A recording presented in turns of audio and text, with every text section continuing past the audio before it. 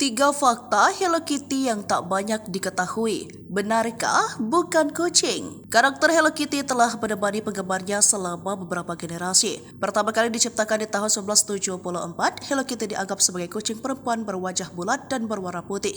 Meskipun telah puluhan tahun dikenal, karakter Sanrio itu tetap memberikan kejutan dengan beberapa fakta yang tak banyak diketahui orang. Christine Ariano, seorang antropolog dari Universitas Hawaii dan kini juga profesor di Harvard, mengemukakan fakta tersebut. Ketika Yano sedang mempersiapkan teks tertulisnya untuk pemeran di Museum Nasional Jepang Amerika, dia mengatakan bahwa dia menggambar Hello Kitty sebagai seekor kucing. Namun menurutnya, Hello Kitty bukan kucing melainkan karakter kartun. Yano mengatakan bahwa Hello Kitty sebenarnya adalah seorang gadis kecil bernama Kitty White. Menurut Yano, Hello Kitty diciptakan pada tahun 1970-an ketika orang Jepang menyukai gagasan yang di bawah Inggris. Dalam website resmi Sanrio, juga dikatakan bahwa Hello Kitty lahir di pinggiran kota London. Dia hidup bersama orang tua dan saudara kembarnya, Mimi, yang juga menjadi sahabatnya. Selain itu, Kitty yang berzodiak Scorpio itu juga memiliki seekor kucing peliharaan bernama Carmi Kitty.